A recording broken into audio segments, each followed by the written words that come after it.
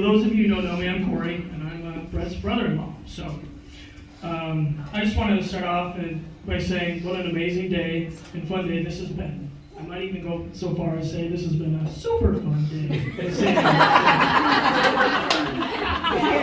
though I know a lot of planning and preparation is going into this day, so Laura, I just want to let you know how beautiful everything looks. You did a good job. And Brett, way to just stay out of the way. You look great. So, for those of you who don't know, I'm married to Brittany over there. Yep. Hot mama over there, I think. And we met in high school, so we've been together 15 years now. So if you guessed, I know Brett 15 years. So, and if you believe it or not, I can remember the first time Brett and I met. It involved me awkwardly waiting down in Mark and Sandy's living room while Brittany, and I'll stop here, wanted me to emphasize that she was getting ready in her room. And Brett came out from his room at the top of the stairs and just stood there and didn't say, hey, hi, I'm Brett. He didn't know me at all. He just said, Brittany's finishing up in the bathroom. And he didn't put it so eloquently, you know, if you catch my drift. He may have used a slightly different phrase, which I cleaned up a little bit from the speech. And Brittany just kind of walked out of her room, mortified from what she had just heard. And Brett was just laughing hysterically. I thought this was quite funny. And looking back on it now, I know now that that's just Brett's personality. It's not the right sense of humor I've ever met, but it's hilarious. And I knew from that moment on, you know, that Brett and I would get along just fine. So, and we did, and eventually our relationship turned into one of friends, into one of brothers. And that's truly where our relationship is at right now. Brett is always willing to be there, go the extra mile. He's always willing to help out. An example, like a couple weeks ago, Brittany asked if anyone would help come put landscaping rocks in. And Mark was asking all sorts of questions, but Brett just said, yeah, I'll be there. And, no questions asked, just like, we're willing to get this whole weekend up, you know.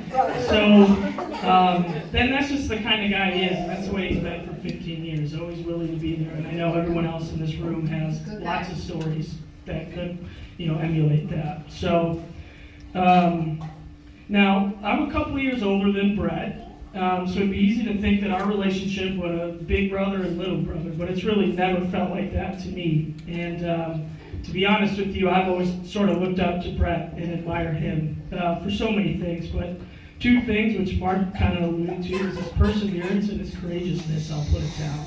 He's had some hardships over the years, for sure, and he's persevered through it all, taking it all in stride. He seems to lack any sense of fear, or if he has it, he never shows it. And if he has it, he never lets it stop him from doing anything. You know, to me, he's like that cool brother, you know, that you're always trying to live up to be like, you know. He races motorcycles, he buys jet skis, and obviously I don't do any of that stuff, so I could never pull that off. So now, over the years, those two qualities means that Brett has got me to do some interesting things. And I think a perfect example of this is the time we went whitewater kayaking down the Red River, just north of Appleton, a couple hours. I was a little nervous about this, of course, you know, whitewater rafting, but Brett, he had looked at the water tables and everything, and said everything would be fine, you know? So we get there, and the first couple rapids are really pretty nothing, you know? I'm like, okay, we're gonna be fine. And then we get to this massive rapid, you know, like almost at the end. And both me and Brett just get out and kind of like look at this thing. And I remember staring down, all I can, like, there's this huge rock at the bottom, water crashing over, like this deafening sound of water, just like, and, you know, me and my reasonable self was like, all right, I'll just take my kayak and walk around. Like, I don't need that. So I think Brett looked at me and said, well, like, this is what we're here for, right?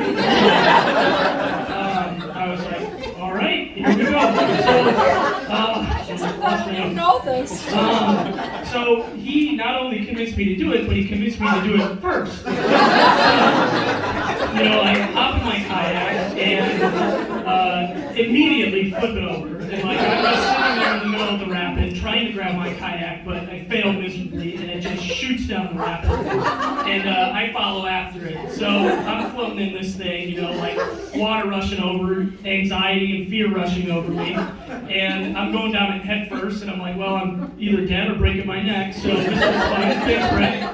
And the rest was a blur. I just shot over the thing, popped out of the water, and I was like, I have all my limbs, I did break my neck, what happened? And then all I can hear is Brett laughing hysterically at the top of the rapids. So, and if you know it, Brittany can say it, if you know anything, if you ever hear that laugh out of Brett, you know you've got either something really funny or something really stupid. I'll go with funny in that situation.